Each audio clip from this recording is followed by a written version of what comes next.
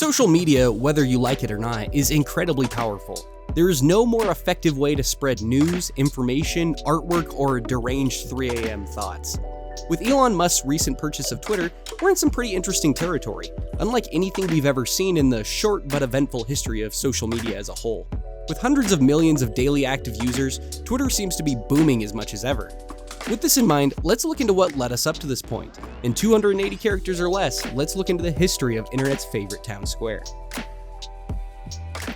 3-minute flicks. Entertaining, educating, and enlightening. The origins of Twitter are traced back to the site's founder himself, Jack Dorsey. In 2006, Jack was employed at Audio, a company focused in podcasting. During his time there, he came up with an idea as a sort of internal messenger service, with more of a focus on sharing status updates like a blog for all employees to use. The idea was a hit, and within a few months, a prototype was up and going by the name of Twitter, TWTTR, inspired by the sounds birds make. On March 21st, the very first tweet was posted by Jack Dorsey himself, "Just setting up my Twitter." Twitter would launch into the public 3 months later as a sort of side project. Though as Audio's primary offerings continued to flounder, Twitter would slowly become the main offering of the struggling startup. Jack's coworker and close associate on the project, William Glass, would buy out Audio, fire the CEO, déjà vu am I right, and change the company name to Obvious Corporation.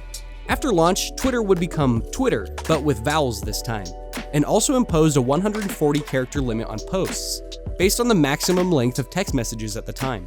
Twitter began to grow rapidly. In just 1 year after the internal launch, over 60,000 tweets were being sent out every day.